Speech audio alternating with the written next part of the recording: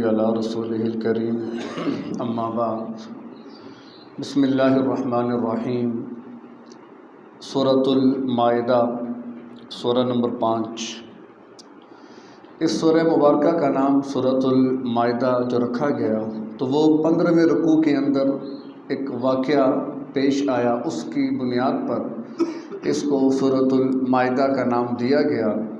اور یہ بات بھی ذہن میں رہے کہ جتنی بھی صورتیں ہیں اور ان کے جو نام ہیں وہ بس ایک آپ یوں سمجھ لیں کہ امتیازی نام ہیں، یعنی اس پوری سورہ کے اندر جو مضامین بیان ہوئے ہیں وہ نام ان تمام مضامین کا احاطہ نہیں کر سکتا۔ البتہ امتیاز کے لیے اسی سورہ مبارکہ میں سے کسی ایک چیز کو لے کر تو اس کا نام رکھ دیا جاتا ہے، کیونکہ موضوعات عنوانات ایک سورہ مبارکہ میں اتنی کثرت سے ہیں کہ کوئی ایک لفظ ایسا نہیں ہے موجود کہ جو ان تمام کا احاطہ کر سکے۔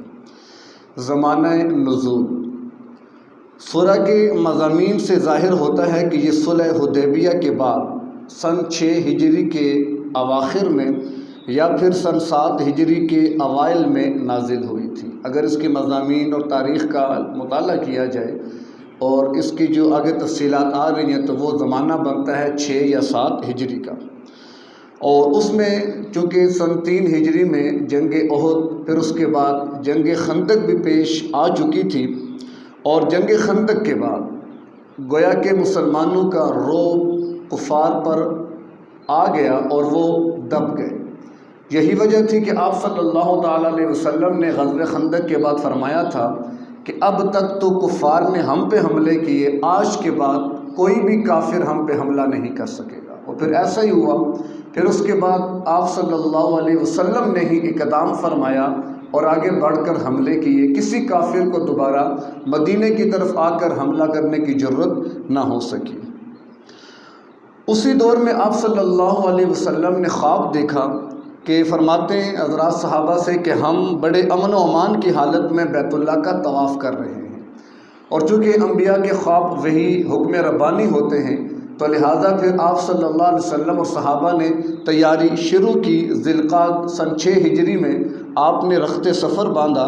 البتہ یہ ہے کہ حالانکہ عرب معاشرے کا دستور یہ تھا کہ وہ کسی کو طواف سے عمرے سے روکا نہیں کرتے تھے، بلکہ آنے والوں کا استقبال کیا کرتے اور ان کی خدمت کیا کرتے تھے۔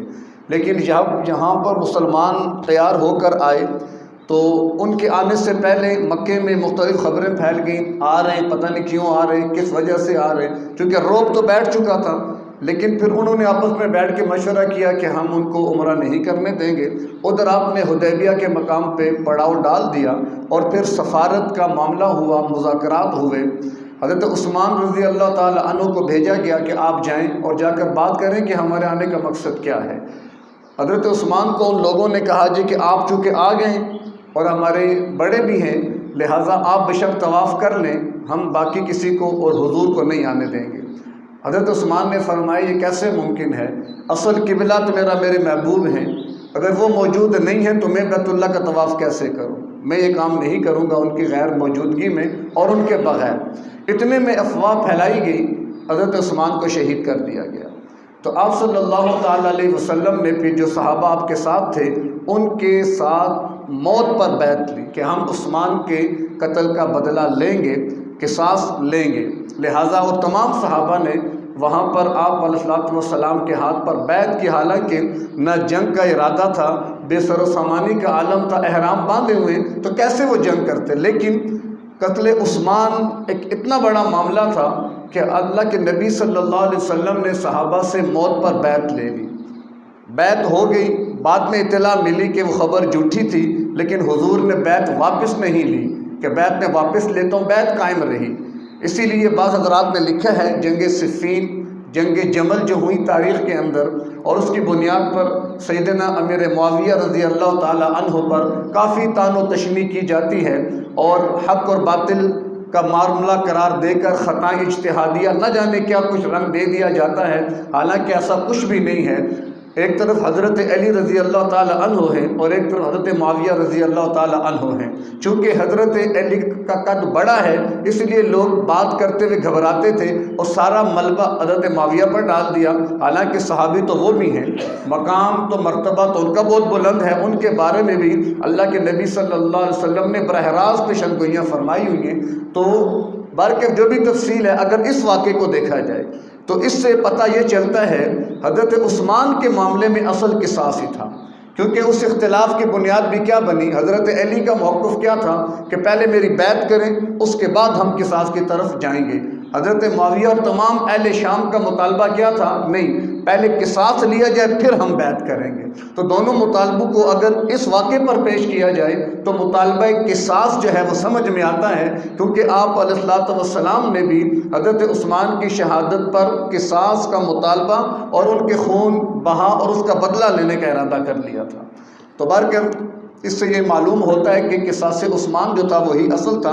بہرکیف ہمارا موقف اس معاملے میں اہل سنت والجماعت مختلف آراء رکھتے ہیں، لیکن صحیح رائے اس بارے میں یہ ہے کہ دونوں حضرات حق پر تھے، حضرت علی بھی حق پر تھے، حضرت معاویہ بھی حق پر تھے، دونوں اپنے اپنے موقف میں ٹھیک تھے۔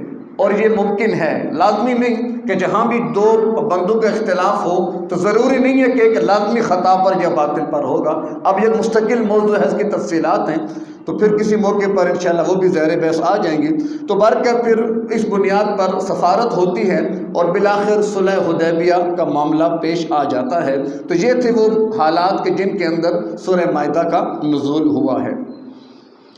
اور اس کا شان نزول سورہ آل عمران اور سورہ نساء کے زمانہ نزول سے لے کر اس سورت کے زمانہ نزول تک جو عرصہ گزرا، 1 سال 1.5 سال، اس میں بہت بڑی تبدیلیاں آ چکی تھیں۔ اسلام ایک ناقابل شکست طاقت بن چکا تھا۔ اسلامی ریاست ایک طرف نجد تک، دوسری طرف حدود شام تک، تیسری طرف ساحل بحر احمر تک اور چوتھی طرف مکہ کے قریب تک پھیل چکی تھی اسلامی ریاست۔ اہل عرب جان گئے تھے کہ اب اسلام کی اس تحریک کو نہیں مٹایا جا سکے گا۔ اسلام محض ایک عقیدہ اور مسلک نہیں رہا یا چند افراد کی جماعت نہیں رہا، بلکہ یہ ایک جامع ریاست بن چکا ہے، اور ان کی حقیقت کو پھر تسلیم کرنا پڑا۔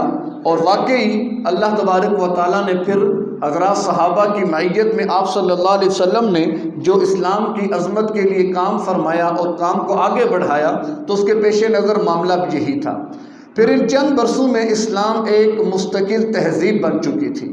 اخلاق، معاشرت، تمدن، ہر چیز میں اسلام کے ایک امتیازی شان سامنے آ گئی، گویا کہ اس کو مستقل بنیادوں پر ایک تہذیب مان لیا گیا کہ جس میں مختلف امور جہاں ایک ریاست کے اندر پائے جاتے ہیں تو بہرکیف جن کو بے سر و سامانی کے عالم میں مکہ سے بے دخل کیا گیا تھا اس بنیاد پر کہ یہ ختم ہو جائیں گے، اب ان لوگوں نے بھی دیکھ لیا کہ یہ ختم تو نہ ہوئے، البتہ ایک مستقل تہذیب بن چکے اور ایک مستقل ریاست بن چکے ہیں۔ تو لہٰذا صلح حدیبیہ جو ہو گئی تو اس میں کچھ رکاوٹیں جو پہلے سے موجود تھی اس صلح کے بعد تو ختم ہو گئی کہ اب جنگ نہیں ہوگی 10 سال تک، اگلے سال عمرہ ادا کیا جائے گا۔ تو اس دوران آپ صلی اللہ علیہ وسلم نے بھرپور فائدہ اٹھایا اور آپ نے اسلام کی دعوت کو عرب سے باہر کی طرف بھیجنا شروع کیا۔ اس کی بنیاد پر آپ نے ایران، روم، مصر اور عرب کے بادشاہوں کو خط بھی لکھے جن کی تفصیلات کتب سیرت کے اندر موجود ہیں۔ تو اس موقع پر گویا کہ آپ یوں سمجھ لیں احد کے بعد 3 سے 4 سال کے عرصے میں اسلامی ریاست بہت مضبوط بھی ہو گئی اور بہت دور تک پھیل گئی۔ تو اس کے پیش نظر کہ اب چونکہ اسلامی ریاست مضبوط بھی ہو گئی، اس میں ٹھہراؤ بھی آ گیا، اس کو مستقل مان بھی لیا گیا، اس کی حیثیت کو بھی تسلیم کر لیا گیا، تو اس بنیاد پر اس سورہ مبارکہ کے جو مضامین ہیں بڑے وہ 3 ہیں۔ سورہ مائدہ میں 3 بڑے مضامین بیان ہوئے۔ اس میں سب سے پہلا مسلمانوں کی مذہبی، تمدنی اور سیاسی زندگی کے متعلق مزید احکامات اور ہدایات دی گئی کہ اب چونکہ آپ لوگ مضبوط ہو چکے ہو، ایک ریاست کے طور پر سامنے آ چکے ہو، لہٰذا اب تہذیب کے حوالے سے یہ روش، اب اس میں کیا تھا، حلال حرام کا ضابطہ، نکاح کے حوالے سے بہت ساری تفصیلات، پھر اسی طرح اور بھی بہت سارے امور کہ جن کے بارے میں سورہ مائدہ کو اگر ڈیپلی تفصیل سے پڑھا جائے تو بہت ساری چیزیں سامنے آنے لگتی ہیں کہ اللہ تبارک و تعالیٰ نے بہت سارے خاص طور پہ حلال اور حرام کہ کیا چیزیں حلال ہیں کیا چیزیں حرام ہیں ان کے حوالے سے بڑی تفصیل سے اس میں بیان کیا گیا۔ دوسرا مضمون مسلمانوں کو نصیحت، چونکہ اب تم ایک ریاست بن چکے ہو، ایک طاقت بن چکے ہو، اور جب بھی کوئی طاقتور بنتا ہے تو اندیشہ ہوتا ہے کہ کہیں کوئی زیادتی نہ کر بیٹھے۔ ظاہر ہے حضرات صحابہ کے ساتھ کون سا ظلم تھا جو نہیں ہوا، کس طریقے سے انہیں مکہ سے بے دخل کیا گیا اور کیسے ان کے مال اسباب گھر بار بیوی بچے تک چھین لیے گئے اور بے سر و سامانی کے عالم میں انہیں رخصت کیا گیا۔ تو سارے زخم، وہ سارے مسائل، وہ سارے کرب ان کے دل میں اور سامنے موجود تھے۔ اب اللہ نے تمہیں قوت دے دی، اب تم صاحب اقتدار، برسر اقتدار ہو اور ایک طاقت بن چکے ہو، لہٰذا اس طاقت کا غلط استعمال نہ ہو جائے، کسی کے ساتھ زیادتی نہ ہو، کسی کے ساتھ ظلم نہ ہو، بلکہ اعتدال، عدل اور مساوات کی بنیاد پر تم نے اب اس ریاست کو لے کے آگے چلنا ہے۔ تو اس اعتبار سے مسلمانوں کو مختلف نصیحتیں کی گئیں۔ اور تیسرا مضمون یہودیوں اور عیسائیوں کو نصیحت، کہ دیکھو کیونکہ یہود کا تو خاتمہ ہو چکا تھا، اس موقع پر تینوں قبائل کو یکے بعد دیگرے، بنو قینقاع کو، پھر بنو نذیر کو، خندق کے بعد بنو قریظہ بھی سامنے آگے کھل کر ان کو تو وہاں سے نکال کر بھیج دیا گیا خیبر کی طرف اور ان کو وہاں سے بے دخل کر دیا گیا۔ تو لہٰذا یہودیوں کی سازشیں جو تھیں وہ دم توڑ چکی تھیں، منافقین بھی اگرچہ موجود تو تھے لیکن وہ بھی ایک اپنی اوقات میں آ چکے تھے۔ تو لہٰذا پھر اللہ نے یہود و نصارہ کو نصیحت فرمائی کہ دیکھو اب بھی وقت ہے تمہارے پاس کہ تم آخری نبی محمد صلی اللہ علیہ وسلم اور قرآن پر ایمان لے آؤ، کہ تمہاری بھلائی تمہاری خیر اسی کے اندر ہے۔ کیوں کہ اب تو اسلام نے پھیلنا ہے، اسلام نے بڑھنا ہے، اب وہ اس کا راستہ تو نہیں روکا جا سکتا، لہذا تمہاری بہتری اسی میں ہے کہ تم بھی اسلام کے دامن سے وابستہ ہو جاؤ۔ تو یہ تین بڑے بنیادی مضامین تھے۔ اور اس کے بعد آخری چیز خلاصہ صورت، کہ اس میں مسائل کیا بیان ہوئے، تو اس میں 4 مسائل سورہ مبارکہ میں بیان کیے گئے۔ پہلا مسئلہ وہ ہے اللہ کی تحریمات، یعنی وہ تمام چیزیں جن کو اللہ نے حرام قرار دے دیا۔ نمبر 2 بندوں کی تحریمات، انسانوں کی، کہ جو انسانوں نے اپنے طور پر چیزوں کو حرام قرار دے دیا۔ ما جعل اللہ من بحیرہ ولا صائبہ ولا وسیلہ ولا حام، یہ کیا تھے؟ جانور تھے، مختلف ان کے اوصاف تھے، اور ان جانوروں کو عرب والے مشرک جو تھے وہ بتوں کے نام پر وقف کر دیا کرتے تھے، اور وہاں پر چڑھاوے اور نذرانے کے طور پر ان کے بتوں کے چرنوں میں جا کر ان کو قربان کیا جاتا تھا۔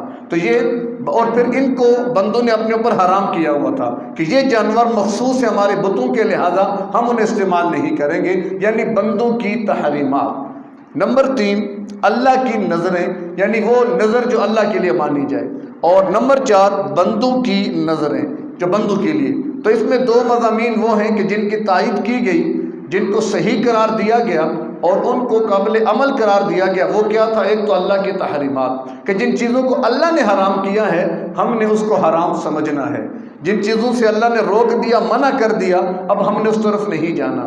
البتہ اس کے مقابلے میں بندوں نے جو اپنے طرف سے چیزوں کو لازم کر دیا تھا اور حرمتیں قائم کر دی تھی وہ درست نہیں تھا، اس کی مذمت کی گئی۔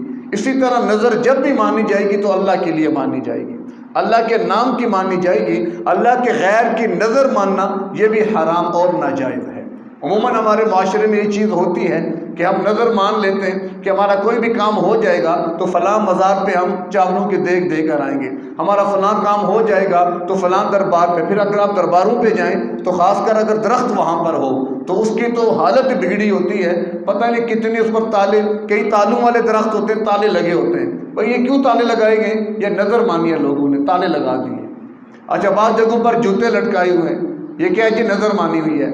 بعض درختوں پر لیریں اور پتہ نہیں کیا کچھ، ایک عجیب سی فضا اور کیفیت اور جہالت اور حماقت۔ دیکھیں جہاں تک تعلق ہے بزرگوں کا، اولیاء کرام کا، وہ تو ہمارے ایمان کا حصہ ہیں، اولیاء کی بہت بڑی شان ہے۔ الا ان اولیاء اللہ لا خوف علیہم ولا هم یحزنون، کہ اللہ کے ولی تو وہ لوگ ہیں نہ جنہیں غم ہے نہ کوئی پریشانی ہے۔ وہ کون لوگ ہیں؟ الذین آمنوا، نمبر 1 اعلیٰ درجے کے مومن، وکانوا یتقون، اور نمبر 2 بہترین متقی۔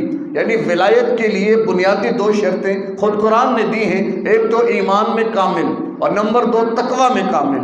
اس بنیاد پر پرکھیں آج کے ان پیروں کو جو اس بنیاد پر پورا اترے، ہمارے سر آنکھوں پر، ہمیں اس سے کوئی لینا دینا، کوئی جھگڑا نہیں ہے، لیکن آج کل جو ایک رسم بن چکی ہے، ایک رواج پڑ چکا ہے اس حوالے سے کہ بزرگ جو تھے وہ چلے گئے، اب آگے ان کی نسلیں در نسلیں وہ کیا ہے، تختوں پر بیٹھی ہیں اور گدیاں انہوں نے سنبھالی ہوئی ہیں، جس کے بارے میں اقبال نے یہی کہا تھا کہ بڑا بہترین ان کا شعر تھا کہ مسند ارشاد ملی ہے وراثت میں انہیں، مسند ارشاد ملی ہے وراثت میں انہیں، زاغوں کے تصرف میں عقابوں کے نشے مند، زاغ کہتے ہیں کوے کو، کہ جو عقابوں کا نشے مند تھا اس پر کوے آ کر بیٹھ چکے ہیں۔ تو کس بنیاد پر؟ وراثت کی بنیاد پر۔ آج لوگ یزید کو برا بھلا کہتے ہیں، حضرت معاویہ پر اعتراض کرتے ہیں کہ اپنے بیٹے کو اپنا ولی عہد اور جانشین بنا لیا تھا، اور یہ نہیں دیکھتے کہ آج یہ وبا پورے معاشرے کے اندر پھیلی ہوئی ہے کہ سب اپنے بعد اپنے بیٹوں کو جانشین بناتے ہیں، خواہ وہ خانقاہی سلسلہ ہو، خواہ وہ مساجد کی طرف سلسلہ ہو، خواہ وہ مدارس کا، کہ اب باپ ہے اگر بیٹا عالم ہے تو بس بیٹا ہی آئے گا، اگرچہ مقتدیوں میں بڑے بڑے مشائخ بھی ہو سکتے ہیں، لیکن نہیں، ان کو اجازت نہیں ہے، کیوں کہ باپ کے بعد بیٹا۔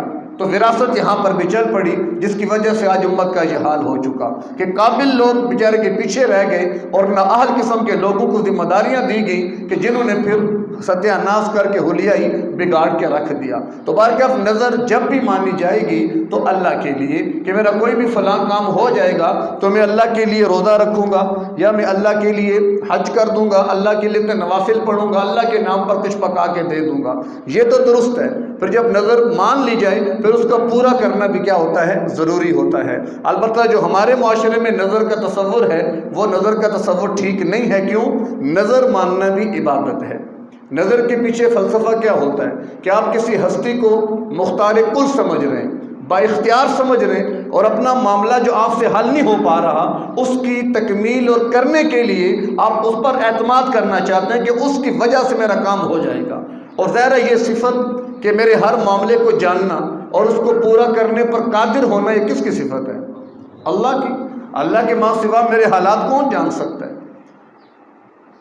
لال شہباز کرے پرواز تے جانے راز دلاں دے، ہمارا تو یہ نظریہ ہے۔ اب لال شہباز دلوں کے راز کیسے جانے گا؟ ٹھیک ہے، ان کا مقام مرتبہ بہت بلند ہے، لیکن وہ الہ اللہ کے درجے پہ تو نہیں ہم پہنچا سکتے نا کہ دلوں کے راز جاننا اللہ کی صفت ہے۔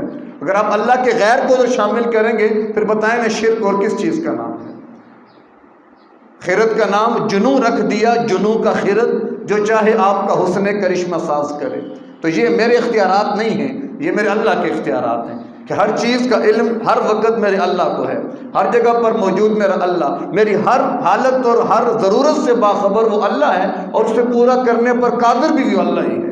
اللہ کے ماں سوا کسی ہستی میں اتنی، ہاں وسیلہ بنا سکتے ہیں، اپنے معاملات میں وسیلہ بنا سکتے ہیں کہ فلاں بزرگ کو وسیلہ کر کے مانگے اللہ سے، اس کی اجازت ہے، لیکن وسیلہ بنانے کا مطلب نہیں کہ ڈائریکٹ وسیلے سے مانگ لیا جائے کہ بس جو کرنا ہے وہ آپ نہیں کرنا ہے۔ کتنی سوشل میڈیا پر ویڈیوز آتی ہیں، باقاعدہ پگڑی بھی ہے، داڑھی بھی ہے، جبہ بھی ہے، اور صاحب قبر سے کلام ہو رہا ہے کہ یہ کہا صاحب قبر ہم پر یہ حالات آ گئے، ہم پر یہ حالات آ گئے، ہم پر یہ حالات آ گئے، کچھ رحم کریں، کچھ کرم کریں۔ اللہ کی پناہ، پتہ نہیں کہاں سے یہ بگڑ جاتے ہیں یا کہاں سے دھوکہ لگتا ہے ان لوگوں کو۔ تو بارکہ یہی سورہ مبارکہ کے اندر اس پر تفصیلی بحث کی گئی ہے کہ خلاصہ جس کا یہ بنتا ہے کہ اصل اختیار وہ اللہ ہی کا ہے، بس اللہ کے ماں سوا کسی کے پاس کوئی اختیار نہیں ہے۔